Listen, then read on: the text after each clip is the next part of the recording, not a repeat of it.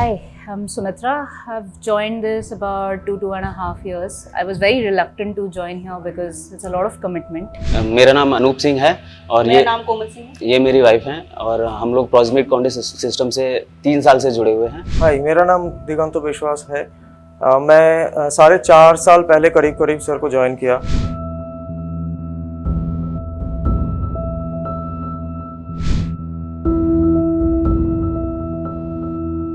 My husband pushed me because he used to come here earlier. And he said, this is something you must try. It's pretty much like life changing. हमारा reason join करने का personally ये था कि आजकल जो दिल्ली जैसे metro city में कोई भी अपने आप को घर से बाहर सेफ फील नहीं कर पा रहे हैं। तो सिचुएशंस ऐसी हो गई हैं कि किसी भी पॉइंट पे कुछ भी हो सकता है, किसी के साथ भी। कभी भी आप बाहर जाओ तो वहाँ पे रूल एंड रेगुलेशंस मान के लड़ाई तो होगा नहीं, या कोई थ्रेट सिचुएशन आएगा वो तो उस हिसाब से आएगा नहीं। तो वो कैसे होता है, उसको कैसे डील करना है, वो उसके बारे में हम अभी ज़्यादा कॉन्फिडेंट है पहले से। So, other than fitness, for which generally people go to the gym or go for running, that's one part anyway which is covered. But apart from that, you will also see that a lot of training is done in how to create awareness, mind awareness, how to be alert, how to build confidence in yourself. देखिए, अब generally ये होता है कि ठीक है मैं अपने हस्बैंड के साथ जा रही हूँ तो जनरली गर्ल्स होती है हाँ हस्बैंड ही हर चीज़ को ही देखेगा, ऐसा नहीं है।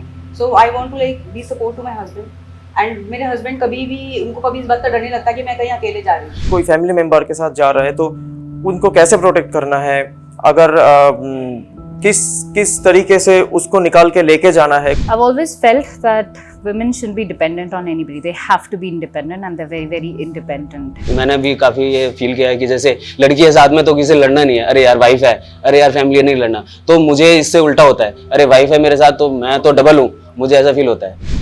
Sir is great. I mean, the kind of experience he has in different areas, even and he trains like the Delhi Police and the Haryana Police and the Armed Forces. So he himself is extremely trained. So it's an honor to be in the class where you are getting taught by somebody like that. मेरा नाम राजेश डडवाल है और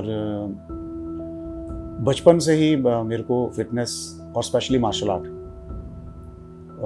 इसका बहुत शौक था और इसलिए मैंने बहुत competitive sports that is boxing, तो कॉलेज टाइम में ही मेरे पास बॉक्सिंग था। फिर बॉक्सिंग में ही मैंने university, all India university, state, इस तरह से मैं compete करता था उसमें, बॉक्सिंग एंड रेसलिंग। और 87 में मेरा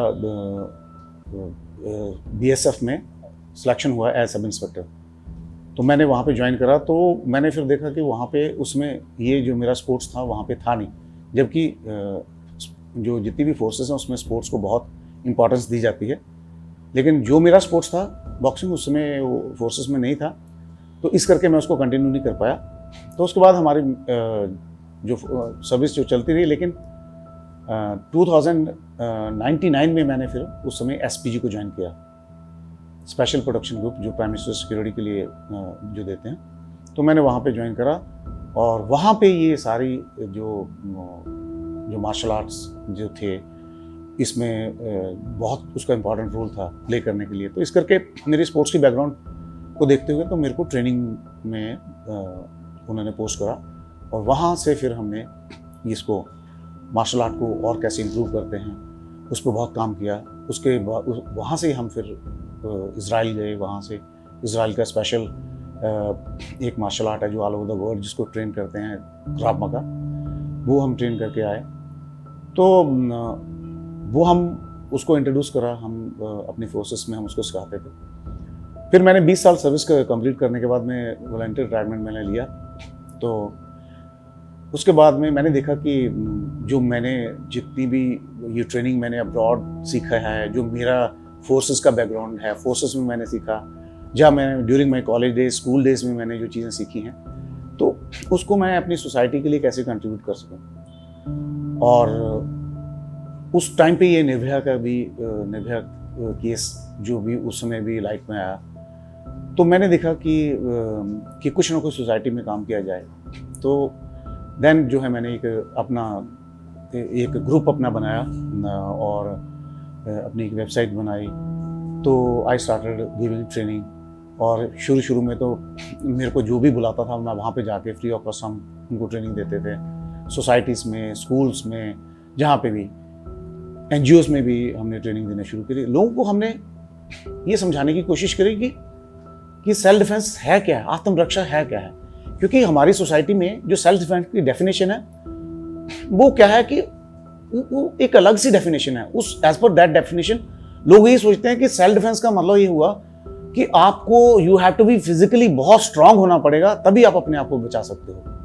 लेकिन जो हमारी रिसर्च है, जो हमने इस चीज़ को पाया, उसमें हमने ये देखा कि सेल्फ डिफेंस का मतलब सिर्फ यही नहीं है कि आप किसी से लड़के अपने आप को डिफेंड कर सकते हो। सेल्फ डिफेंस का मतलब ये है कि अगर आपको सेल्फ डिफेंस की ट्रेनिंग आपको पता है तो उसमें 90% सेल्फ डिफेंस जो है दैट इज योर अवेयरनेस, कि आपको ओपोनेंट के साथ फिजिकल कांटेक्ट में नहीं आना। अगर आप 90% चांसेस में अपने कांटेक्ट आने से पहले ही अपने आप को वहां से एस्केप कर लेते हो, due to your awareness, due to your intelligence, due to your alertness. अगर आप देख रहे हो कि कुछ एबनॉर्मल होने वाला है, जहाँ सराउंडिंग में कुछ ऐसा एबनॉर्मल हो रहा है जो कि आपके लिए प्रॉब्लम क्रिएट कर सकता है, और अगर आपके पास टाइमली उसके बारे में पता चल जाता है, then you have sufficient time to disengage yourself. वहां से आपको अपने आप को डिसएंगेज करो और वहां से निकलो जल्दी से। अगर आप वहां से निकल गए ड्यू टू योर अवेयरनेस, तो इसका मतलब आपको फिजिकल जो अटैक है, जो फिजिकली आपके ऊपर अटैक करने वाले लोग हैं, जो थ्रेट क्रिएट करने वाले हैं, वो हो गए नहीं। तो 90% अगर आप निकल गए तो इट मीन्स आप 90% सेफ हो। तो जो हम फिजिकल ट्रेनिंग करते हैं उसका जो कंट्रीब्यूशन है दैट इज ओनली 10%। वो कैसे है? से फॉर एग्जांपल आप कहीं ऐसी सिचुएशन में फंसे और ड्यू टू योर अवेयरनेस आप वहां से निकल गए, तो आप 95% आपने वहां पे अपने आप को सेव कर लिया, you are 100% safe. Second stage ये है कि हो सकता है कि आपको कोई फॉलो कर रहा है, ऑब्जर्व कर रहा है, तो आपकी जो ऑब्जर्वेशन थी उसको भी उन्होंने काउंटर कर दिया। काउंटर कर दिया मतलब आपने ऑब्जर्व कर लिया, आपने देख लिया कि आपको ये प्रॉब्लम है, और आप वहां से डिसएंगेज होने की कोशिश करी, लेकिन वो आपको फॉलो कर रहे थे, उनको आपकी प्लानिंग मूवमेंट के बारे में सब पता चल गया, जिसकी वजह से आप वहां से नहीं निकल पाए और आपको फिजिकल अटैक को फेस करना पड़ गया। तो उस स्टेज में आपकी जो ट्रेनिंग है वो पिक्चर में आती है। तो वो जो आपने फिजिकल ट्रेनिंग ली है, देन आप उस ट्रेनिंग को यूज करते हो। वो ट्रेनिंग, अगर जितनी ट्रेनिंग अच्छी होगी, आप जितने ट्रेनिंग में अच्छे होंगे, उस समय आपकी फिजिकल स्ट्रेंथ और आपकी टेक्निक कितनी सुपीरियर है वो मैटर करती है। और दूसरा, आप कितना इफेक्टिवली आप उस ट्रेनिंग को एग्जीक्यूट कर सकते हो। तो अगर हम ये बोले कि टोटली फिजिकल फोर्स से ही आप अपने आप को डिफेंड कर सकते हैं, तो इस चीज से मैं एग्री नहीं करता। क्योंकि अगर ऐसे होता तो 26 जनवरी में, जैसे मैं बता रहा हूं कि राष्ट्रपति जी को इनाम देते हैं छोटे छोटे बच्चों को जिन्होंने बहादुरी का काम किया है। अगर आप देखेंगे उसमें से 10, 12, 15 साल से बच्चा कोई बड़ा ही नहीं होता। लेकिन अगर आप ये देखोगे कि उन्होंने क्या क्या कारनामे करे हैं, कितना बड़ा नुकसान होने से बचाया है, तो आप ये देखोगे कि कोई स्ट्रांग ओपोनेंट, जो कोई स्ट्रांग इंडिविजुअल भी ऐसे काम नहीं कर सकता। वो कैसे कर पाया? Because of their presence of mind.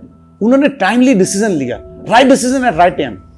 अगर आप ऐसे लेते हो तो आप बड़े से बड़े नुकसान को बचा सकते हो। ऐसे ही अगर हम अलर्ट अवेयर हैं, अगर हम देख रहे हैं कि ऐसी सिचुएशन कुछ डेवलप हो रही है और हम राइट डिसीजन लेके वहां से अपने आप को डिसएंगेज कर लेते हैं या निकल लेते हैं, तो हम 100% सेफ हैं।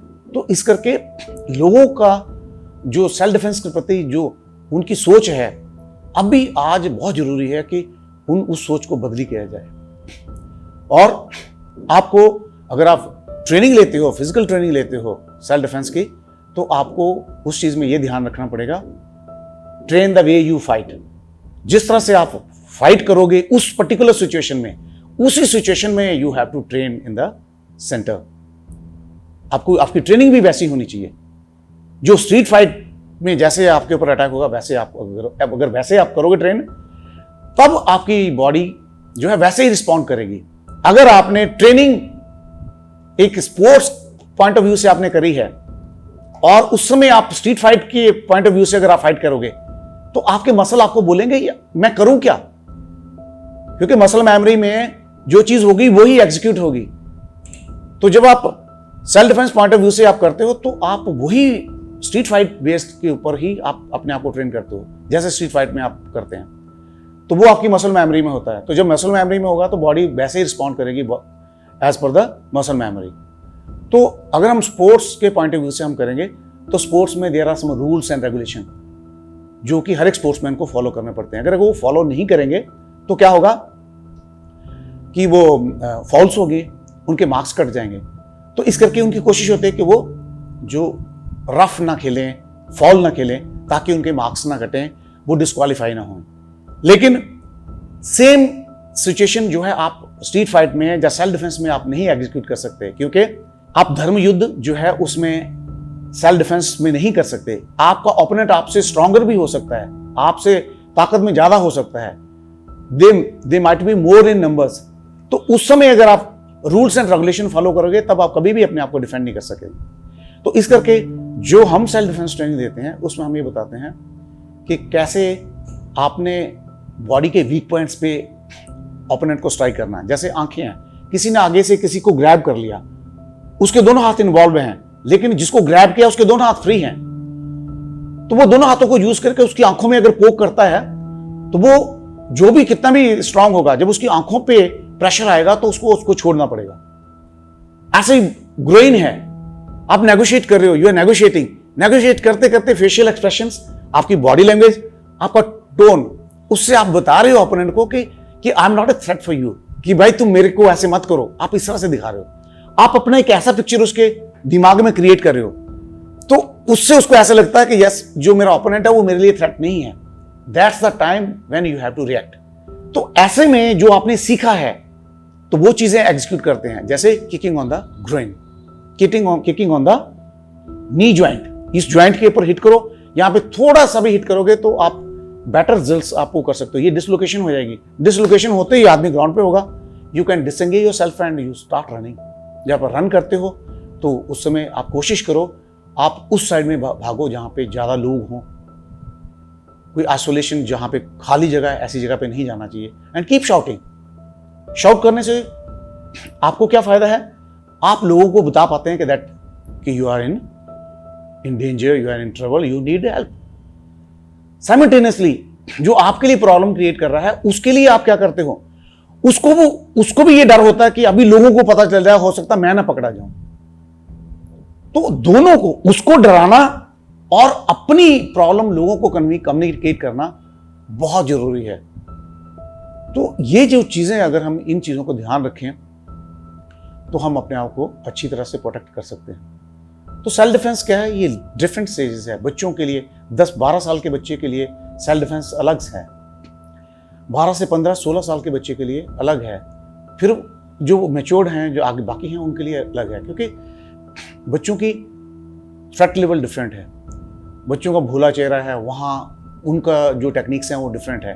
12-15 साल के जो बच्चा है उसमें क्या है, उनके पास फिजिकल स्ट्रेंथ भी आ जाती है, वो फिजिकली भी फाइट कर सकते हैं। लेकिन जो छोटा बच्चा 10-12 साल का होगा वो फिजिकल कॉम्बैट नहीं कर सकता, उसके वो टेक्निक से ही डिसएंगेज करना है। भोलेपन से वो हिट कर रहा है वीक पॉइंट पे और अपने आप को डिसएंगेज करके वहां से रन कर रहा है। तो सब्जेक्ट जो सेल्फ डिफेंस है वो इतना बड़ा है कि आप इसका जितना इसमें जाओगे आपको उतना ज़्यादा पता चलेगा कि इसमें हम और कितना सीख सकते हैं, इसमें क्या क्या चीज़ें, जो कौन कौन सी चीज़ें हैं जो कंट्रीब्यूट करती हैं। कभी कभी कैसे है कि जैसे मैं एक सिचुएशन आपको बताता हूँ कि आप गाड़ी में जा रहे हैं और सपोज आपका गाड़ी कहीं पे किसी के साथ लग जाता है, जो कि नॉर्मल चीज़ें हैं।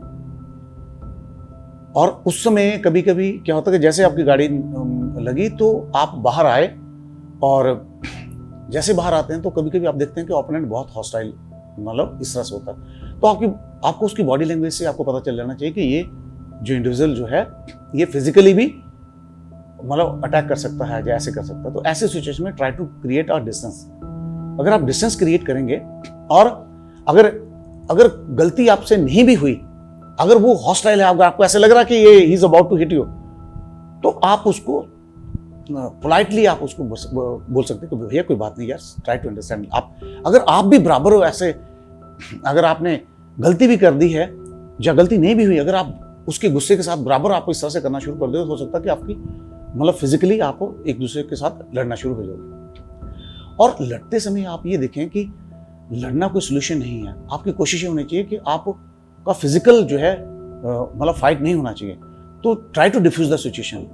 कभी कभी हो सकता है कि वो इंडिविजुअल लोकल हो वहां का, अगर वो लोकल होगा तो उसका एग्रेशन बहुत ज्यादा होगा। तो ऐसी सिचुएशन में अगर आपको सॉरी भी बोलना पड़ता है, ट्राई बोलो। अगर आपसे बड़ा है तो बोलो भैया सॉरी बोल दो। अगर आप बड़े हो वो छोटा है तो आप बोल सकते हो कि देखो मैं तो बुजुर्ग आदमी हूँ यार, मेरे से गलती, आप लोग यंग हो, बच्चे हो, आप इस तरह से, कोई बात नहीं, ऐसे ध्यान। तो try to defuse the situation, क्योंकि जब आप फिजिकली ओपोनेंट के साथ फाइट नहीं कर सकते तो वहां पे अगर आप फाइट करोगे, लड़ोगे, तो आपको अपना नुकसान आपको झेलना उठाना ही पड़ेगा। और लड़ाई कहाँ तक चली जाएगी इसका कोई पता नहीं है। तो इस करके लड़ना इज द लास्ट ऑप्शन। जब हम ट्रेनिंग देते हैं, उस ट्रेनिंग में हम जो टेक्निक्स बताते हैं, वो टेक्निक्स हम बोलते हैं कि जब आपके पास कोई ऑप्शन नहीं है, जब आपको ऐसा लगता है कि अगर अभी अपने आप को आपने डिफेंड नहीं करा तो आपकी लाइफ को थ्रेट हो सकती है। जब आपके डिपेंडेंट जो आपके साथ में है, मे बी योर वाइफ, आपकी बेटी, आपकी सिस्टर, उनके ऊपर अगर कोई इस तरह की सिचुएशन क्रिएट होती है कि they are trying to abuse them, तो देन आप जो है उनके साथ फाइट कर सकते हैं। तो वो फाइट कैसे करनी है, एक ओपोनेंट के साथ फाइट कैसे करनी है एंड एक से ज़्यादा मल्टीपल ओपोनेंट के साथ कैसे करनी है, वो हम अलग अलग टेक्निक्स बताते हैं कि कैसे आपने लड़ना है। जैसे एक आदमी तो आप कोशिश करो, try to create a distance. आप डिस्टेंस क्रिएट करके रखो। डिस्टेंस क्रिएट करने से क्या होगा, वो सरप्राइज एलिमेंट जो है वो कभी भी आपसे नहीं ले सकता। अगर मैं 1 फीट के डिस्टेंस पे हूं और मेरी कोशिश ये है कि मैं नहीं फाइट करना चाहता, लेकिन वो अगर अग्रेसिव है, अगर उसके पास नाइफ है, गुस्से में नाइफ निकाल के आपके पेट में मार देता, अब you don't have the reaction time. Reaction time का मतलब ये है कि आपने देखा वो नाइफ निकाल रहा है और आपको मार रहा है, इतना समय तो है ही नहीं है, वो निकाला और आपको मार दिया। तो इस करके अगर आप ट्रेंड है तो कभी भी आप एकदम उसके एकदम क्लोज नहीं खड़े होंगे। आप कम से कम 2-3 फीट जो है, 1-1.5 मीटर आप दूर रहें, और उसके चेहरे पे देखें, फेस पे देखें, और साथ में उसके हाथों के ऊपर आपका ध्यान होना चाहिए। हाथों पर ध्यान होने का मतलब कोई भी अगर वो अटैक करेगा तो हाथ से ही करेगा। पैर से क्या है, पैर से किक मार सकता है, लेकिन पैर से वो नाइफ नहीं चला सकता, पैर से वो पिस्टल नहीं चला सकता, पैर से कोई एसिड की जो बॉटल है वो आप ये थ्रो नहीं कर सकता। वो जो कुछ भी करना होगा वो उसको अपने हाथों से करना पड़ेगा। अगर वो कहीं पे हाथ डालता है और वहां से कुछ निकालने की कोशिश करता है, ऐसी सिचुएशन में हम क्या करते हैं, एडवांस होकर उसके हाथ को हमने पकड़ते हैं ताकि वो निकाल के आपके ऊपर अटैक ना कर सके। वो तब पॉसिबल है जब you have a sufficient distance. तो डिस्टेंस आपको रिएक्शन टाइम देता है। अगर आपका डिस्टेंस नहीं होगा, you don't have reaction time. अगर आप देख रहे हो कि आप ऐसी जगह पे, अगर किसी ने नाइफ ही निकाल लिया लेकिन आप गैप पे हो, दूर हो, तो वहां से यू कैन स्टार्ट रनिंग अगर आप अकेले हो। लेकिन अगर आपके साथ में आपकी वाइफ या बच्चे हैं तो उनको छोड़ के नहीं भाग सकते ना। तो फिर हम ट्रेनिंग में बताते हैं कि आप कैसे नाइफ को, how to defend against a knife attack, उसको कैसे न्यूट्रलाइज करना। तो वो चीजें जो है वो सारी की सारी बताई जाती हैं एज पर द सिचुएशन। मेरा स्पोर्ट्स का बैकग्राउंड था बचपन से, स्कूल कॉलेज डेज से ही।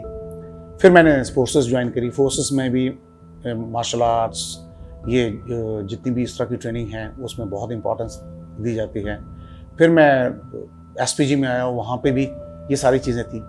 तो मैंने देखा कि जिस तरह की ट्रेनिंग मेरे को गवर्नमेंट की हेल्प से एसपीजी में मैंने सीखी, इतने कंट्रीज़ में मेरे को बाहर जाने का मौका मिला, मैंने डिफरेंट मार्शल आर्ट स्टडी करे। तो उसके बाद में मैंने सोचा कि मैं कुछ अपना ही एक हम मार्शल आर्ट जो है डिज़ाइन करें, जो कि हमारे यहाँ की जो थ्रेट परसेप्शन है, जो हमारे जो ये लोकल क्रिमिनल, इनकी जो मॉडस फ्रेंडली है, ये कैसे कैसे काम करते हैं, उसको ध्यान में रख के हम चीज़ों को तैयार करें। तो वो मैंने सभी जितने भी मेरे अलग अलग मार्शल आर्ट्स मैंने स्टडी करे थे, मैंने ट्रेन करे थे, उनमें से जो उनकी बेस्ट जो उनकी चीज़ें थी उनको इकट्ठा करके फिर मैंने एक मार्शल आर्ट बनाया। और इस मार्शल आर्ट को हम अलग अलग जगह पे हम सिखाते थे कि कैसे। फिर मैंने देखा कि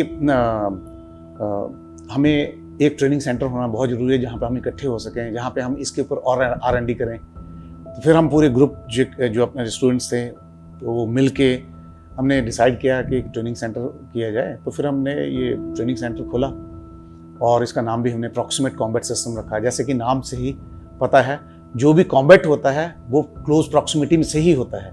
जब आपका ओपोनेंट आपसे दूर है तो उस समय आप कोई कॉम्बैट नहीं कर सकते। तो हमने ये इसके नाम से हमने ये दिखाने की कोशिश करी कि जब आपकी क्लोज प्रॉक्सिमिटी में आपके ऊपर कोई अटैक होता है तो आप उसको कैसे कॉम्बैट करते हो। तो वही चीज़ें हम उनको इस ट्रेनिंग सेंटर में सिखाते हैं। मेरे को यहाँ पे इस ट्रेनिंग सेंटर को अराउंड 10 ईयर्स हो गए हैं, क्योंकि 2008 में मैंने अपने रिटायरमेंट लिया था, वॉलंटियर रिटायरमेंट। तो उसके बाद में नेक्स्ट ईयर से ही मैंने ये करना शुरू कर दिया। 1 साल तक तो हम अलग अलग जगह पे जाके लोगों को सिखाते थे, बच्चों को सिखाना, NGOs में, सोसाइटीज़ में। फिर उसके बाद में मैंने सोचा कि एक प्रॉपर ग्रुप बनाया जाए, एक सेंटर खोला जाए। फिर इस तरह से मैंने इसको स्टार्ट करना शुरू किया। बेसिक ट्रेनिंग क्या है कि जैसे सबसे कॉम्पिटिटिव स्पोर्ट जो हमारे टाइम पे था, जब हम स्पोर्ट्स करते थे, बॉक्सिंग। क्योंकि बॉक्सिंग में क्या है, you literally hit your opponent. आपको अपने ओपोनेंट को क्या करना होता है, नॉकआउट करना होता था। तो जितने भी आज कॉम्पिटिटिव स्पोर्ट्स हैं, जैसे MMA है, मिक्स मार्शल आर्ट है, किक बॉक्सिंग है, ये सारा बॉक्सिंग से ही, मतलब बॉक्सिंग का ज़्यादा कंट्रीब्यूशन है। और MMA में क्या है, मिक्स मार्शल आर्ट आज यूज़ करते हैं सेल्फ डिफेंस ट्रेनिंग के लिए। क्योंकि मेरी रेसलिंग की बैकग्राउंड थी और मेरी बॉक्सिंग की बैकग्राउंड थी, तो रेसलिंग एंड बॉक्सिंग जो है उसका MMA में मोर देन 80-90% जो कंट्रीब्यूशन था। तो मैंने MMA को उसको ट्रेन करा, बॉक्सिंग को करा, और रेसलिंग मेरी जो थी उसको मैंने उसको ट्रेन करा। फिर उसके बाद में हम इज़राइल में गए। इज़राइल की स्पेशल फोर्सेस के साथ हमने ट्रेन करा। गवर्नमेंट ऑफ इंडिया ने हमें इज़राइल में भेजा। जब मैं SPG में था एज ट्रेनिंग ऑफिसर, हम इज़राइल गए। तो वहाँ से हमने देखा कि इज़राइली स्पेशल फोर्सेस जो है कैसे ट्रेन करती हैं, तो हम कैसे ट्रेन करते हैं। बहुत सारी चीज़ें ऐसी थी जो हमारी बहुत अच्छी थी, और जो चीज़ें उनकी अच्छी थी उनको हमने अपनी ट्रेनिंग के बीच में ऐड किया, और जो हमारी चीज़ें थी उनको दोनों के साथ मिक्स करके हम उनको कैसे इफ़ेक्टिव बना सकते हैं, तो हमने वो बनाया। तो जब तक मैं SPG में था तो वो चीज़ों को हमने SPG में यूज़ किया। उसके बाद जब मैं रिटायरमेंट के बाद में मैं बाहर सोसाइटी में मैं उसमें आया हूँ, सिविल में आया हूँ। फिर मैंने देखा कि जो चीज़ें मैंने सीखी हैं उसको मैं अपनी सोसाइटी को कैसे कंट्रीब्यूट कर सकता हूँ। तो उसके बाद में मैंने एडवांस ट्रेनिंग के लिए, क्राव मागा की ट्रेनिंग एडवांस है, दैट इज़ कपाप। मैं कपाप के लिए गया। कपाप को मैंने ट्रेन करा। कुछ काली की प्रैक्टिस उसका वो करा, MMA करा, ब्राज़ीलियन जिजित्सु वो ट्रेनिंग मैंने करी। तो इस सभी तरह की ट्रेनिंग जो है करके, सभी में से जो उनकी बेस्ट चीज़ें थी उनको निकाल के जो है अपनी ट्रेनिंग, जो प्रॉक्सिमेट कॉम्बैट सिस्टम, इसमें हमने ऐड करा। इसमें हम सिर्फ सेल्फ डिफेंस ही नहीं करते, हम हमारी जो पुलिस फोर्सेस हैं उनको भी हम ये सिखाते हैं कि मतलब कि इन चीज़ों को आप कैसे यूज़ कर सकते हो। क्योंकि अभी टाइम ऐसा आ गया है कि जो क्रिमिनल्स हैं, जो बैड एलिमेंट्स हैं, ये सिविलियन के साथ ही नहीं, आजकल फोर्सेस के ऊपर भी अटैक कर रहे हैं। तो जो हमने ये टेक्निक्स, ये ट्रेनिंग हमने बनाई है, हम ये चाहते थे कि हमारी फोर्सेस को भी ये पता चले। तो हम अपनी अभी लोकल जो पुलिस फोर्सेस हैं उनको भी हम सिखाते हैं। और जितने भी जैसे बाकी हमारे प्राइवेट सिक्योरिटी कंपनीज हैं, बड़ी बड़ी जो कंपनीज के जो बॉडी गार्ड्स हैं, उनको भी, फिर लेडीज़, बच्चे, स्कूल्स, कॉलेजेस, सब जगह पे हम जो है ये चीज़ें हम उनको सिखाते हैं। हमारे यहाँ पे अराउंड 25-30 स्टूडेंट हमारे जो हैं, हाँ, हर एज ग्रुप में रहते हैं। बच्चे अलग हैं, सीनियर्स के अलग हैं। हम 2 ही ग्रुप बनाते हैं, 12 साल तक, 10-12 साल का एक ग्रुप, और 12 साल से कोई भी एज है उसका अलग ग्रुप। बच्चों की ट्रेनिंग में हमारी कोशिश ये होती है कि जब बच्चा हमारे पास आता है तो उसका कॉन्फिडेंस जो है वो मेंटेन रहना चाहिए। अगर उसका कॉन्फिडेंस नहीं मेंटेन रहा, अगर उसको ऐसे नहीं लगा कि जैसे कि वो सीख रहा है तो उसमें इम्प्रूवमेंट नहीं आ रही। जैसे कि अगर एक नया बच्चा आ रहा है और जो पुराने बच्चों के साथ में अगर हम उसको एकदम डाल देंगे तो क्या है, जो पुराने बच्चे होंगे जो पहले से ट्रेन कर रहे हैं वो अच्छा परफॉर्म करेंगे, तो वो बच्चा जो है उनके बराबर परफॉर्म नहीं करेगा, वैसा नहीं परफॉर्म कर सकता। तो ऐसे सिचुएशन में क्या होता है, वो बच्चा कभी कभी डिमोरलाइज भी हो सकता है कि मैं फिजिकली इतना कैपेबल नहीं हूँ कि जो मैं इतना अच्छा नहीं कर पाता। तो हम उसमें कोशिश करते हैं कि पहले उस बच्चे को, जो नया बच्चा है, उसको एक लिमिट तक जो है, एक स्टैंडर्ड तक उसको लेके आएँ, फिर उसको दूसरे ग्रुप के साथ में उसको ऐड ऑन करें। लेकिन जब वो साथ में हम मिलाते हैं तब भी हम उसको बताते हैं कि देखो ये कितने कम दिनों में इसने कितना इंप्रूवमेंट किया है। और बेशक उसकी जो उसके जो स्ट्राइक्स हैं, जो उसके मूव्स हैं, वो पुराने बच्चों के जैसे नहीं भी हैं, फिर भी हम उसको क्या करते हैं, पैम्पर करते हैं। वेरी गुड, देखो कितना अच्छा, वेरी गुड, देखो कितना अच्छा, जो पहले से कितना अच्छा आप कर रहे हो। और फिर क्या होता है कि जब बच्चा जैसे जैसे सीखता जाता है, जो बच्चा यहाँ पे सीख रहा है, अगर वही बच्चा अगर स्कूल में उनको कोई टास्क मिलता है, तो उस टास्क में वो देखता बाकी के जो क्लास के बच्चे हैं उनमें से वो बेटर परफॉर्म करता है, तो वो अपने आप में सोचता है कि वो बाकी बच्चों से अच्छा है। तो हम उनको बच्चों को बताते हैं कि देखो आप क्यों बेटर हो रहे हो, क्योंकि आप जब ट्रेन करोगे, ट्रेन करने से क्या है, आपका जो है फिजिकल स्ट्रेंथ होगी, आपके पास स्पीड होगी, आपकी फ्लेक्सिबिलिटी होगी, ये सारा कुछ होगा, तो जो कि बाकी बच्चों में नहीं है। तो वो जब देखते हैं कि बाकी बच्चों से और उनमें जो चेंजेस है, जो ट्रांसफॉर्मेशन जो उनकी हुई है, तो वो that transformation give them lot of confidence, कि वो कहते हैं कि अभी हम जो है पहले वाले नहीं हैं, now we are a different person. तो ये बच्चे को उसके मन में, उसके दिमाग में ये डालना बहुत जरूरी है कि ट्रेनिंग से उसको बेनिफिट हो रहा है, ट्रेनिंग से उसको फायदा हो रहा है। जैसे जैसे वो ट्रेन कर रहा है, अगर वो किक करता है, पहले हो सकता है कि उसकी किक स्लो होती है, जैसे जैसे वो ट्रेन करता जाता है तो किक उसकी हार्ड होती जाती है, पंच उसके अच्छे होते जाते हैं, मूव्स उसके फास्ट होते जाते हैं। जो फिजिकल एक्टिविटीज करता है बच्चा, वो फिजिकल एक्टिविटीज में काफ़ी इंप्रूवमेंट होती है। तो वो जो इंप्रूवमेंट है, उसी से बच्चे को मोटिवेशन मिलती है। और बच्चे की मोटिवेशन, बच्चा मोटिवेट हो, ये हमारा मेन जो है कंसर्न, हमारा मेन फोकस है। अगर हम ये देखते हैं कि बच्चे को अच्छा लगना शुरू हो गया, बच्चा एंजॉय करना शुरू कर दिया, तो बच्चा सीखता है। हमारी कोशिश होती है, हम जो है लड़की के साथ उसका जो पार्टनर है, मेल पार्टनर बनाते हैं, ताकि जब वो मेल पार्टनर के साथ फाइट करेगी तो उसकी जो मिथ हैं, जो एक मिसकंसेप्शन, या फिर एक बोलते हैं ना, मतलब आदमी के दिमाग में ही होता है कि लड़की और लड़के में क्या फर्क है, कि जो मेल है वो फिजिकली ज्यादा स्ट्रांग है। लेकिन अगर आप ट्रेंड हो, आप उसकी जो फिजिकल स्ट्रेंथ को तो एकदम काउंटर कर सकते हो। तो जब वो ओपोनेंट, हम लड़की का जो है, जो मेल ओपोनेंट ही हम रखते हैं, ताकि जब उसके साथ फाइट करे तो वो देखे कि जो मेल है, जो उसका ओपोनेंट जो है, वो ऐसा नहीं है, वो डिफीटेबल नहीं है, ऐसी बात नहीं है। He can be defeatable. अगर आप ट्रेनिंग को ढंग से एग्जीक्यूट करोगे, आप स्ट्रांग से स्ट्रांग ओपोनेंट को भी आप जो है पिन डाउन कर सकते हो, उसको न्यूट्रलाइज कर सकते हो। तो इसीलिए हमारा जो है, कभी भी हम फीमेल टू फीमेल जो है पार्टनर नहीं रखते। अभी हमने जो डेमोन्स्ट्रेशन हमने आप दिया है, उसमें भी आपने देखा होगा, हमारा कोई भी फीमेल पार्टनर नहीं रहा है। मेल फीमेल जो है हम पार्टनर रखते हैं, सो दैट कि उनको वो स्ट्रेंथ जो है वो महसूस करना पड़े। क्योंकि जब भी किसी फीमेल को अगर कोई थ्रेट होगी तो मेल से ही होगी। तो वो एक्सपीरियंस अगर उसने ट्रेनिंग में करा है, उसको पता है कि कैसे मेल को उसने टैकल करना है, तो जब वो ट्रेनिंग में उसी माइंडसेट से वो ट्रेन करेगी, तो उस समय उसको डर नहीं लगेगा।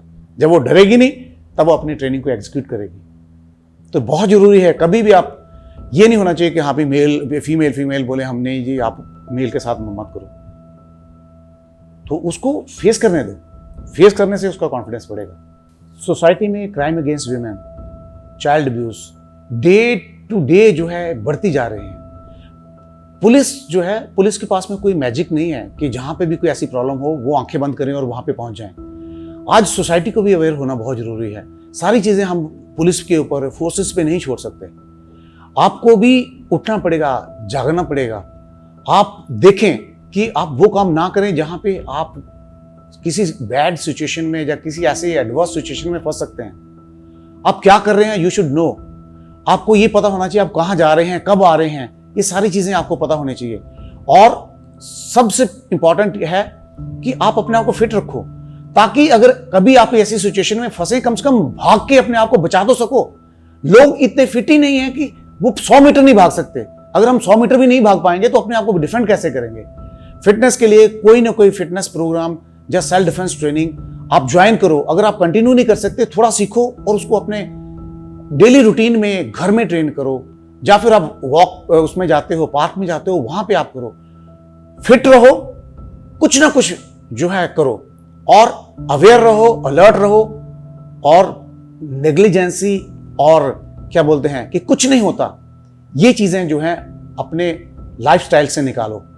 सीरियस रहो, आप सेफ रहेंगे, आप कभी भी सिचुएशन में ट्रैप नहीं होंगे। इन चीजों का ध्यान रखेंगे तो chances of survival, chances of safe रहने का ज्यादा होगा।